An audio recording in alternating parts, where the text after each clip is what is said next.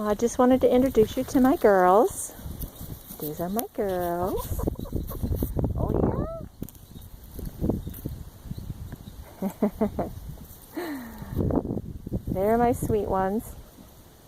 I think out of most of the animals I've ever owned, chickens are my favorite. They're simple, they're easy, they're not hard to maintain. They don't take as much feed for sure. They do great aerating. This right here is temporary fencing, and you just stab it in the ground. I'll show you. Need the little fork. You stab it in the ground, push it in with your foot. Voila. Now, as you can tell, it's electrical, so you can electrify it for predators, but they're normally not out in any area I stake them out in at nighttime, so I don't have too much worry. I have horses and animals around, so I don't have too much problem. But anyways, this whole area through here, and it goes around the corner of the building, used to be my goat pen. And when I get pigs in the spring, that's where I put them, and they come out of the coop, which is around the corner, up the chute, and they come around the corner and they come into this area. Well, they chew it up pretty well, and they turn all the waste from the other animals into the ground, which is very, very helpful and eco-friendly. But then I drop some fencing, as you can tell, the wind blew it over, drop that fencing, and I put the temporary fencing. I don't know if you can see it all the way to the edge, and around, and around. You can tell I'm tearing things apart today. And I move them. And this area right now, where they're at, is my strawberry patch. And believe it or not, they're not too destructive on the strawberries. I don't know why, but they seem to save that for the good flowers. But very seldom do they ever get out. So, and these things are spinner vents that I got at an auction for $3 a piece. My husband rolls his eyes, so what the heck do you need those for? And I'm like, I don't know. But I just feel as though I need them. So I keep saying one of these days I'm going to take them down, I'm going to paint each fin on it a different color. But it does keep hawks away. And for $6, they're kind of funky looking. I like reused junk. That's my old fifth wheel, horse trailer.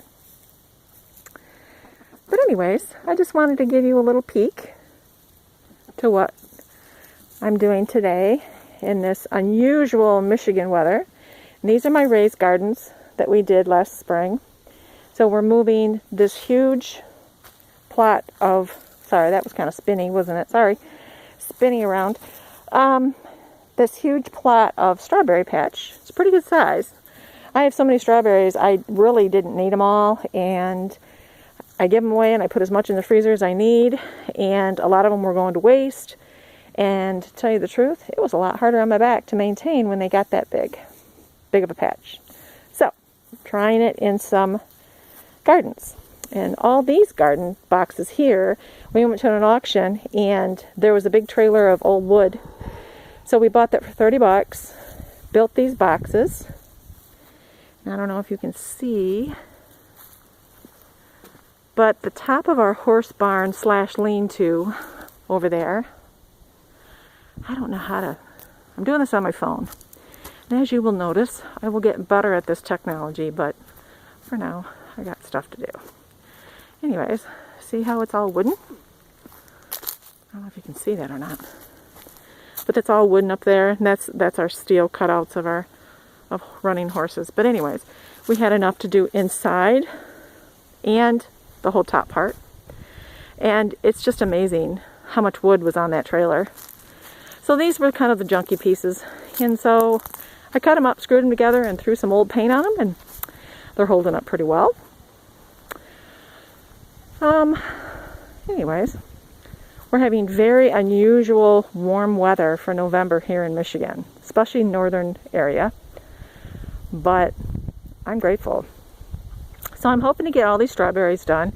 I got my posts in here and here.